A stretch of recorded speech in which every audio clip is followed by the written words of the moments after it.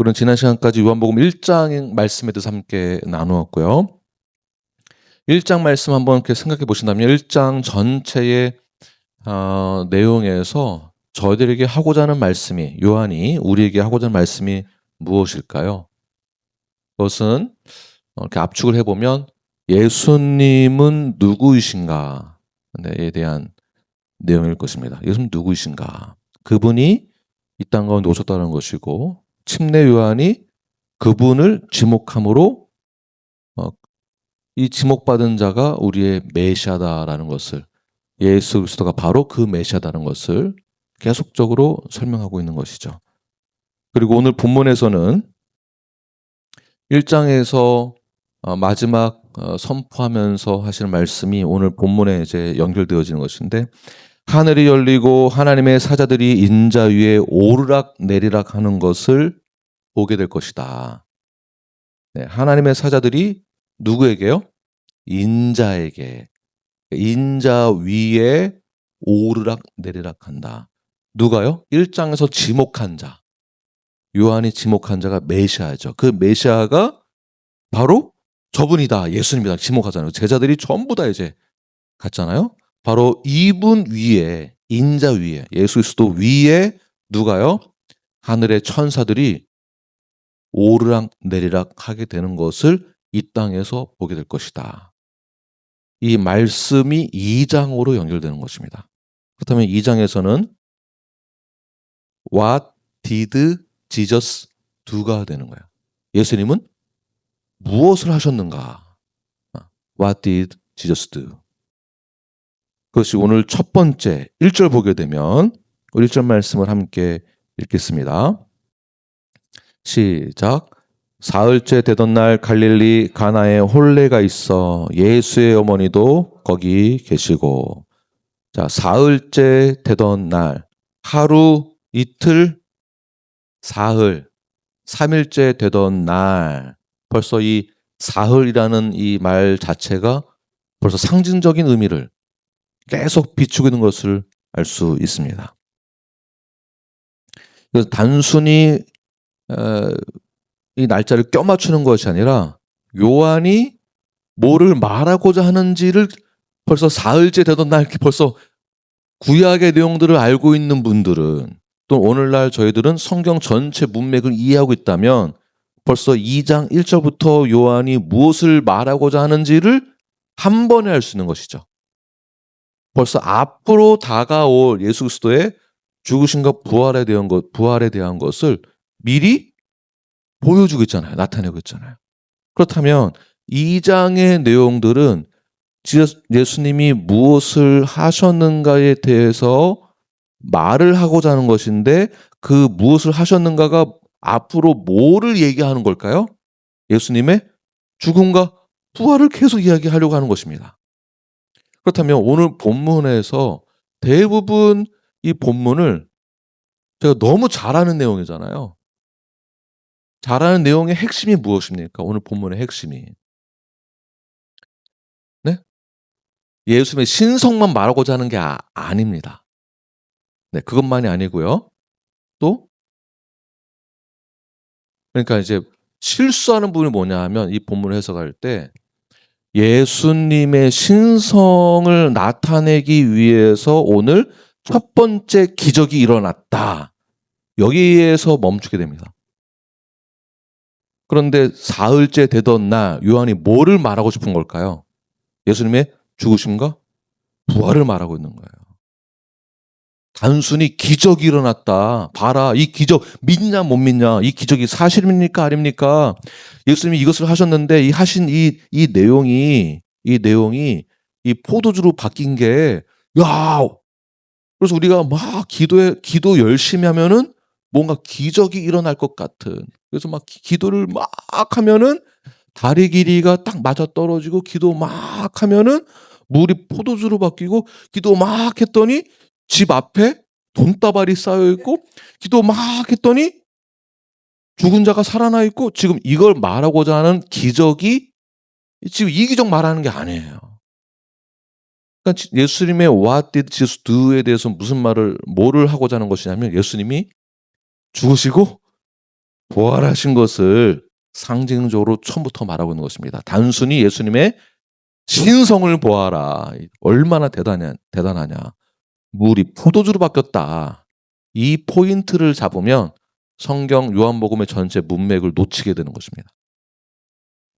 여기서 저희들이 알아야 될 본문의 가장 중요한 내용은 성경에서 혼례라는 부분, 혼례, 결혼식 이러한 부분, 성경 구약이나 신약에서도 혼례에 관한 예화들이 굉장히 많이 나오죠. 이 혼례가 상징하는 것이 무엇일까요? 그럼요. 네, 이겁니다. 예수님과 나와의 관계인 동시에 더 넓게는 하나님의 나라를 말하는 것입니다. 다시 말해서 하나님의 나라는 기쁨과 풍성함과 감사가 항상 넘치는 것이에요. 성경에서 혼례라는 부분 나올 때는 바로 이 부분을 말하는 것입니다. 예수님과의 연합이 하나님의 권속이 되는 것이 우리에게 있어서 가장 기쁨과 감사와 축제가 되어야 될 장소가 바로 하나님의 나라다. 그 하나님의 나라를 보았을 때에는 기대가 있고 거기에는 생명이 있고 기쁨이 넘치는 것입니다. 그런데 그렇게 그러니까 수직적으로는 그런 것이죠. 수평적으로 이 땅에서도 그 예가 혼례의 예인데 그 혼례 드리는 그 장소에도 당연히 기쁨과 축제와 기대감이 막 넘쳐야 되잖아요. 그런데 예상치 못한 일이 발생된 것이죠. 어떤 것입니까? 포도주가 떨어졌다. 포도주. 성경에서 포도주가 상징하는 내용이 있습니다. 포도주 자체가 기쁨이고 생명, 언약의 풍성함을 의미합니다. 기쁨과 생명과 언약의 풍성함. 포도주가 상징하는 것이 무엇이라고요? 기쁨과 감사와 생명, 언약. 네, 이런 포도주의 의미가 있거든요. 그런데 이것이 떨어진 거예요. 떨어졌다라는 것은 기쁨도 끊어졌고, 그러니까 혼례 잔치에는 당연히 포도주가 있으므로 기쁨이 있어야 되는데 포도주가 떨어졌다라는 것은 기쁨도 끊어졌고 생명도 끊어졌고 언약이 끊어진 것은 아니지만 다시 말해서 포도주가 떨어졌다는 것은 우리 인간의 힘으로 무엇을 할 수 없다라는 한계성을 드러내는 거예요. 그렇잖아요. 당연히 혼례는 있어야 될 것이 없는데 인간의 힘으로 포도주를 어떻게 다시 만들 수도 없고 이제 와서 인간의 한계성을 드러내는 것이다. 이 땅 가운데서 살아갈 때에는 당연히 있어야 될 것을 당연하게 여길 수 없는 인간의 한계가 반드시 드러난다는 것입니다. 이 땅에서는. 인간의 힘으로는 완벽하게 모든 것이 다 될 수 없는 것입니다. 이것이 우리의 인생입니다. 처음에는 결혼식을 준비하고 결혼식을 치르고 잔치를 열을 때에는 모든 것이 다 준비되어 있었습니다. 그때는 기쁨도 있고 감사도 있고 열정도 있고 기대감도 있고 그런데 한순간에 포도주가 떨어질 수 있는 상황은 우리 모두에게 다 열려 있습니다. 그래서 우리 신앙에 또 적용해 본다면 우리 신앙에도 포도주가 있습니다. 우리의 삶에도 포도주가 있습니다. 포도주가 처음 준비되어 있을 때에는 기쁨이 있고 기대가 있습니다. 이것이 영원할 것 같습니다. 그러나 우리의 신앙에도 포도주가 떨어질 때가 있습니다. 이것이 인간의 한계입니다. 인간의 한계. 여기서 중요한 것은 왜 포도주가 떨어졌을까? 이런 질문을 하는 것보다는 그런 것에 대해서는 요한이 왜 포도주가 떨어졌는지는 설명을 하고 있지는 않습니다. 그러니까 이 말은 이게 중요한 게 아닌 거예요. 포도주가 왜 떨어졌는지 다시 말해서 내 삶의 포도주가 왜 떨어졌는지, 내 삶의 포도주가 떨어진 그 원인이 뭔지, 나의 신앙에서 포도주가 떨어진 그 원인이 뭔지, 이거를 지금 말하고 있지 않다는 겁니다, 성경에서. 그러면 뭐를 말하고자 하는가? 인간의 현실에서는 이게 당연하다는 것입니다. 한계가 있다라는 거예요. 완벽하게 안 된다라는 거예요. 완벽해질 수가 없습니다. 미국의 정치 세계에서도 대통령이 선출되어질 때에도 우리가 기대는 하지만 지금까지 완벽하게 모든 이 나라의 정권을, 이 나라의 경제를, 이 나라의 정치를, 전 세계의 경제를 누구 하나 완벽하게 해낸 위인이 있습니까? 아무도 없다는 것입니다. 처음에는 기대를 갖고 있죠. 이번에는, 내년에는, 4년 뒤에는, 5년 뒤에는, 한국에서 5년 뒤에, 미국은 4년 뒤에는 좀 더 나아지겠지라고 기대는 하지만 우리는 여전히 인간의 한계에 도달하게 될 포도주가 떨어지는 것을 반드시 경험한다라는 거. 반드시. 이 말은 무슨 말이냐면 결국 이제 더 설명하겠지만 율법 아래에서는 절대 구원을 이룰 수 없다는 것을 상징적으로 의미하고 있는 것과 같습니다. 결국 율법 아래서는 그 누구도 구원을 완벽하게 이룰 자 하나도 없다. 이것이 오늘 1절에서 말하고 있는 전반적인 요한복음 2장의 전체 문맥의 안에 들어있는 것입니다. 이걸 이해하지 못하면 나머지 2절부터 오늘 본문 끝까지 이게 이런 비유가 왜 나오는지를 절대 이해할 수 없습니다. 이때 모든 것이 다 떨어졌을 때 이때 3절에서 마리아가 예수님에게 나오게 됩니다. 3절 말씀 함께 읽겠습니다. 시작. 포도주가 떨어진지라 예수의 어머니가 예수에게 이르되 저들에게 포도주가 없다 하니, 자, 포도주가 없습니다. 자, 이것은 그러니까 예수님에게 이걸 왜 얘기하는 걸까요? 그래서 예수님에게 보고하기 위해서 말하는 것일까요? 네. 보고가 아니라 이 신앙의 표현이죠. 문제를 사람에게 가지고 가는 것이 아니고요. 마리아는, 즉 어머니는 예수님이 어떠한 분인지 누구인지 아들이지만 알고 있었죠. 그래서 예수님에게 그 문제를 가지고 나아가게 됩니다. 뭐 그 당연한 거 아니에요? 라고 생각하겠지만 이게 쉽지 않습니다. 한번 여러분들이 이 상황에 들어가 보십시오. 환경 탓을 하거나 사람 탓을 하겠죠. 그렇지 않겠습니까? 그런데 지금 마리아는 이 문제를 그 잔치를 열고 있는 주인장에게, 아니 어떻게 잔치에 이게 없습니까? 그러니까 무슨 일이 터지면은 그 담당자한테 가게 돼 있죠. 우리가 문제가 생기면은 이거는 누구 때문이야? 누구 탓이야? 교회 안에서 문제가 생기면은 이거는 저 사람 때문이야. 저 자매 때문이야. 김 목사 때문이야. 하여튼 뭐 하나 되는 게 하나도 없어. 우리는 누구 탓을 합니다. 환경 탓을 합니다. 그런데 마리아는 이 문제를 누구에게 가지고 갔는가? 예수 그리스도. 바로 예수님에게 이 문제를 가지고 갔다. 이것이 우리의 신앙의 첫 시작이 되어야 합니다. 더 중요한 것은 문제가 있었을 때에 이 문제를 스스로 해결하려고 하지 않았다라는 거예요.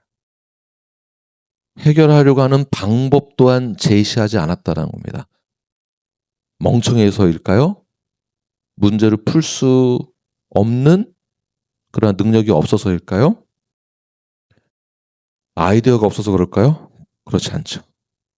문제를 그대로 예수님에게 가지고 갔다라는 것입니다. 여러분의 삶 가운데서도 안전할 것 같은 나의 삶에 전혀 예상하지 못한 일들이 벌어졌을 때 당연히 원래는 나의 계획에는 기쁨과 안식이 있어야 되지만 전혀 예상하지 못한 일들이 벌어졌을 때 이 문제를 풀 수 있는 힘이 나에게도 있기는 하지만 아이디어도 있고 이 문제를 풀 수 있는 방법도 알고는 있지만 이 기쁨과 안식이 없는 나의 상태에 포도주가 없는 그 상태에 이 문제를 어떻게 풀 것인가? 예수님에게 이 문제를 그대로 가지고 가야 한다는 것입니다. 왜냐하면 언약 아래서는 이 땅에서는 이 문제를 내가 완벽하게 풀 수 없다라는 나의 신앙 고백이 이 신앙의 모습 안에 다 포함되는 것입니다. 이게 중요한 거예요. 머리가 똑똑한 사람일수록 내가 하려고 합니다. 저도 그런 문제가 상당히 많았습니다. 근데 내가 뭘 못해서가 아니라 내가 잘 할 수 있지만 이 문제를 예수님에게 그대로 가지고 가야 한다라는 내 힘으로는 절대 안 된다라는 고백이 여기에 있는 것입니다. 왜냐하면 그 완전한 것은 어디에 있을까요? 네, 예수님에게 있고 완전한 곳은 하늘에 있기 때문에. 그래서 하늘에 천국에 하나님과 함께하는 그 예수님과 함께하는 그곳이 바로 완전한 곳이다. 네. 그리고 나서 예수님께서 이 문제를 푸는 방식이 등장하는데 이 푸는 방식이 우리의 인간의 방식과는 완전히 다릅니다. 4절 말씀 함께 읽겠습니다. 시작. 예수께서 이르시되 여자여 나와 무슨 상관이 있나이까 내 때가 아직 이르지 아니하였나이다. 자, 많은 사람들이 이 본문 말씀을 보고 오해를 많이 하는데 저도 예수님이 여자여 이렇게 하길래 어머니한테 여자라고 이렇게 말해도 되나? 혼자 상상을 얼마나 많이 했는지 어렸을 때 나도 엄마한테 여자여 이렇게 해도 되는 건가? 예수님이 예수님이니까 엄마가 아니라 그냥 진짜 이렇게 아래 것으로 보고 해도 이런 건가? 한국 문화 정서상 여자여 할 때 여자여 이렇게 부드럽게 안 하고 이 여자가 이렇게 이게 우리의 정서죠. 이 여자가 그래서 별 생각을 다 했었습니다. 이게 어떤 의미인가? 근데 당시 여자라고 말할 때 여자가 우리의 정서는 완전 다른 표현이에요. 최고의 존중의 표시로 여자여라고 이제 하는 것입니다. 여자여. 최고의 존중하는 뜻으로. 이게 여기서 제가 혼란이 굉장히 많이 생기는데 최고 존중하는 차원에서 문제를 가지고 온 어머니에게 어머니 지금 이 사건은 저하고 지금 상관이 없습니다. 왜냐하면 아직 때가 이르지 않았기 때문입니다. 본문에서 나오잖아요. 이때가 언제 때를 말하는 걸까요?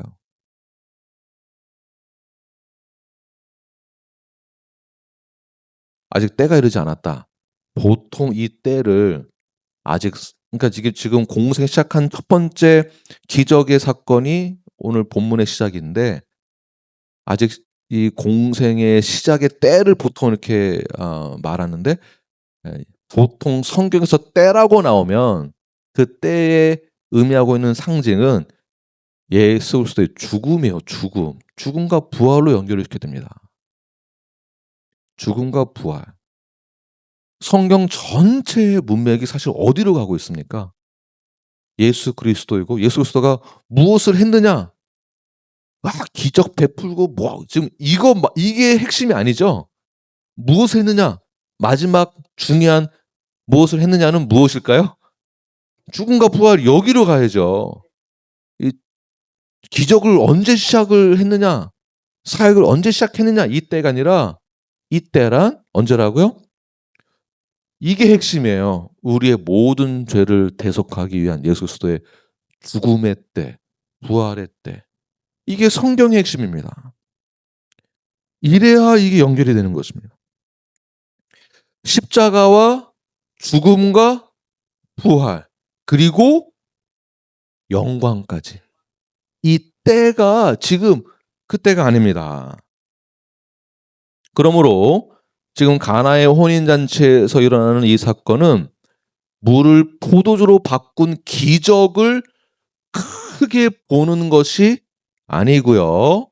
오늘 본문을 해석할 때에는 앞으로 나타날 기적이라고 한다면 기적, 표적이라고 하면 표적, 전체에서 가장 중요한 핵심, 예수 그리스도의 죽으심과 부활과 영광의 자리의 그 때를 말하는 것입니다. 이 기적만 말하는 게 아닙니다. 기적이 더 크게 보여서는 안 됩니다. 예수님은 단순히 우리의 문제, 우리의 결핍만 해결해 주는 분이 아닙니다. 많은 목사님들이 설교하실 때 또는 가르치실 때 예수님 잘 믿으면 봐라, 물이 포도로 바뀌는 예수님의 능력을 못 믿냐? 지금 믿는 그 컨디션과 믿음의 그 내용 컨텐츠가 지금 이 기적을 말하는 게 아닌데 계속 하나님이 어떤 분이시냐, 예수님이 어떤 분이시냐, 물을 포도주 만드신 분이야, 이거 못 믿어. 그러다 보니까 우리가 믿는 그 내용이 항상 이런 거예요. 하나님, 나 믿습니다. 나 지금 너무 힘들어요. 이 부분만 해결되면 너무 좋겠어요. 주여, 주여, 주여, 주여 하다가 이 문제가 해결되기만을 바라는 마음으로 예수님의 무한하심과 예수님의 전지전능하심과 예수님의 그 넓고 위대하고 높으심을 그저 우리 문제를 해결해 주는 것으로만 생각하는 우리의 신앙과 우리의 지혜가 얼마나 낮은지. 예수님은 단지 물을 포도주로만 바꾸려고 하는 분이 아니십니다. 그러니까 물과 포도주를 담고 있는 돌 항아리의 의미를 파악하지 못하면 여기서 그치는 거예요. 이 모든 것은 율법 너머의 예수 그리스도의 죽으심으로, 피 흘리심으로, 그 피 흘리심은 포도주를 상징하고 그 피 흘리심이 우리의 모든 죄를 다 덮을 수 있다라는 것입니다. 이게 중요한 것입니다.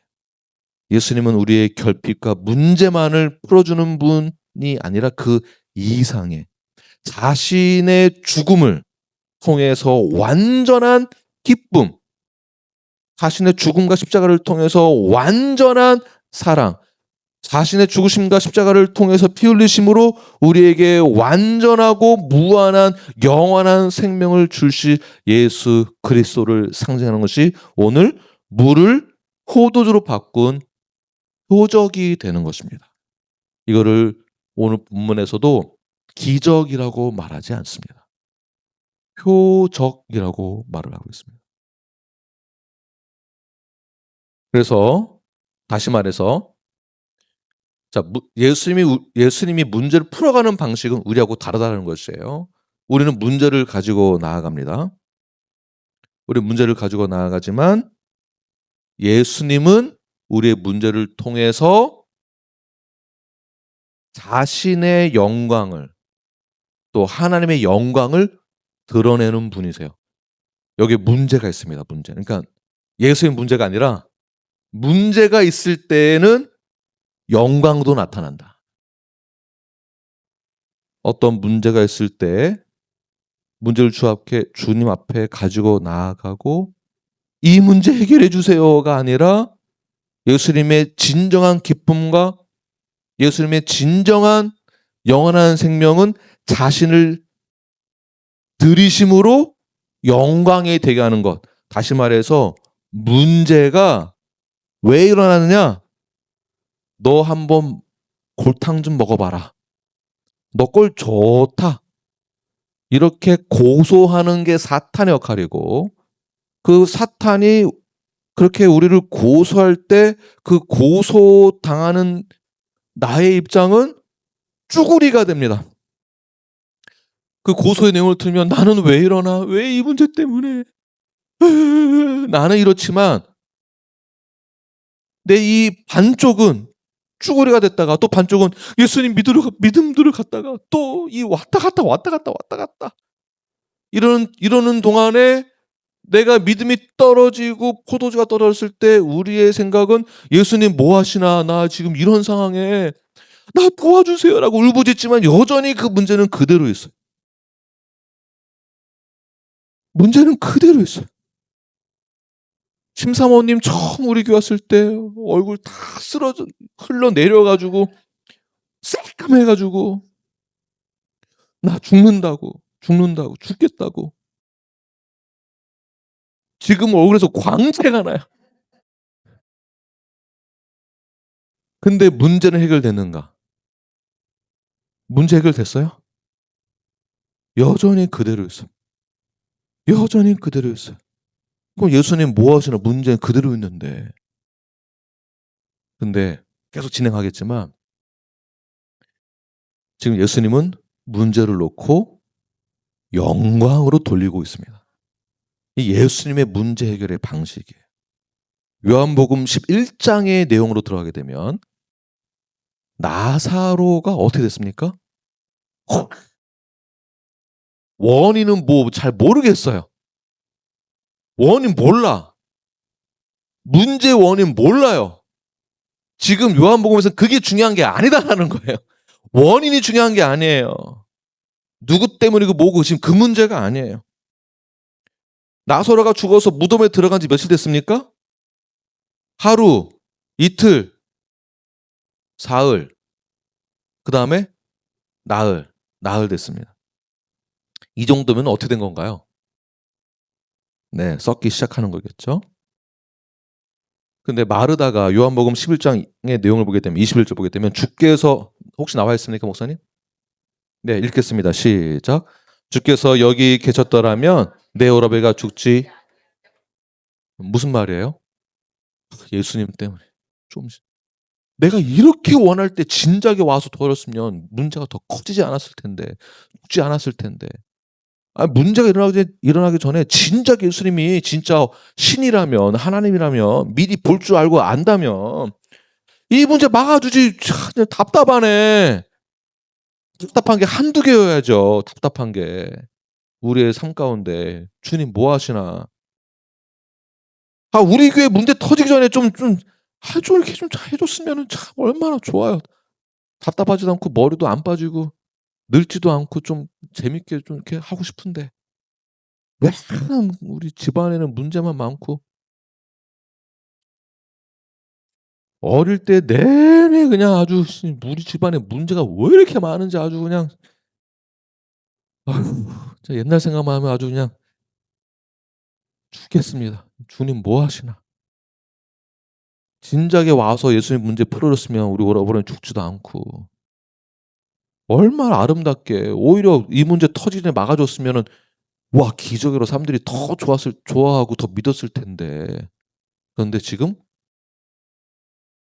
요한복음 2장은 그게 아니다. 그거 아니다. 쭉쭉쭉 가다 보니까 요한복음 11장 가면 이 내용이 나온다라는 거예요. 문제 해결은 우리 믿음에 있으면 믿음. 아프기 전에 오셔서 고칠 수 있으면 좋았을 텐데, 그런데 예수님은 그 정도 수준에 머물러 있는 것이 아니고요. 예수님이 일부러 늦게 오셨어요.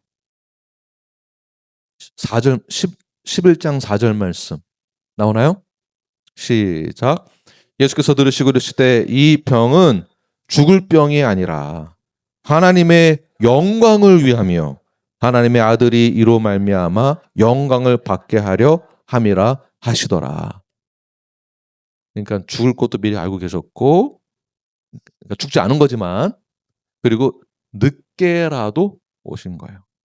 자, 이 문제는 이 내용은 문제가 일어날 걸 알고 있었고 그 문제 내 입장에서는 더 깊어지고 더 커져요. 근데 예수님이 봤을 때에는 "야 그거 죽은 거 아니야. 그거 너한테나 문제지. 너한테나 죽음이지 나한테는 그거 아무 문제 아니야." 그리고 어 문제를 더 극단화시킵니다. 안 죽어도 될 만한 거를 죽게 하시고 문제가 요만큼 있을 만한 거를 더 크게 하셔서 더 극단적으로 몰고 가는 그 이유가 무엇인가? 이유가 무엇이라고요? 하나님의 영광을 위해서다. 지금 여러분들이 문제를 겪고 있다. 문제가 있다. 어려움이 있다. 주님 뭐 하시나 진작에 오셔서 내 문제나 진작 해결해 줬으면은 내가 더 주님 잘 믿었을 텐데. 내가 더 잘했을 텐데. 과거에 내가 그렇게 되지 않도록 다 막아 주셨으면 내가 더 잘 되고 그럼 내가 더 주님 더 잘 믿고 모든 게 다 좋았을 텐데. 그런데 왜 그런 문제들은 계속 있었던 것일까? 그것은 모두 다 하나님의 영광을 위해서다. 하나님이 능력이나 실력이나 어떠한 권위와 능력이 없어서가 아니라 모든 것 하나님의 영광을 위해서다. 그래서 요한복음 11장 43절 보게 되면 나사로야 나와라. 뭐예요? 그 즉시 걸어서 일어나 나오게 되는 것이죠. 예수님은 그냥 병을 고치는 수준이 아니고요. 뭐를 상징합니까? 죽은 자를 살리는 것을 말하고 있는 것이죠. 더 중요한 것은 11장 25절 보게 되면 그리고 나서 예수님이 이 말씀하시는 거예요. 예수께서 이르시되 시작 나는 부활이요 생명이니 나를 믿는 자는 죽어도 살겠고 이 말씀 구절이 여기서 나온 거예요. 근데 우리는 이 말씀 기억하는 게 이 컨텍스트 다 빼고 나는 부활이요 생명 나를 믿는 자는 죽어도 살겠고 요것만 기억하시죠? 이 문맥을 이해해야 이 구절이 나에게 핵심으로 다가오는 것입니다. 다시 말해 예수님은 단순히 기적을 베푸심으로 물을 포도주로 만드는 자가 아니고요. 문제를 단순히 그 문제만 해결해 주는 것만이 아니고요. 그 문제를 통해서 영광이 되게 하시고 그리고 그 문제를 통해서 단순히 문제를 제거해 주는 것만이 아니라 죽은 자를 살리게 하는 부활의 능력이 있음을 선포하는 동시에 예수님의 죽으심을 예표, 부활을 예표하기도 하는 것이죠. 우리 생각으로는 그냥 단순히 문제가 해결되면 좋다라고 생각을 합니다. 상황이 좋아지면 된다라고 우리는 생각합니다. 그게 우리가 생각하는 수준입니다. 그게 내 마음도 사실 편하고요. 그러나 예수님은 그 상황만 좋게 만들어주는 것만이 아니고 문제만 풀어주는 것이 아니라 문제를 뛰어넘어서 그 문제를 통해 하나님께 영광을 돌리게 하는 것. 이것이 우리의 고백이 되어야만 합니다. 그래서 우리가 기도할 때 어떻게 기도해야 되냐면 하나님 이 문제 빨리 풀어주세요. 우리 아버지 병 빨리 고쳐주세요. 우리 어머니 병 빨리 고쳐주세요. 내 자식 이 문제 꼭 고쳐주세요. 지금 이 문제가 아닌 것입니다. 우리의 기도가 이런 기도가 아니다라는 것이에요. 건강한 성경적인 성도라고 한다면 우리는 이 문제를 통해서 하나님께 영광을 돌리는 자가 되겠습니다. 이게 성숙한 신앙인의 기도이며 신앙 고백이어야 합니다. 이게 오늘 본문의 핵심입니다.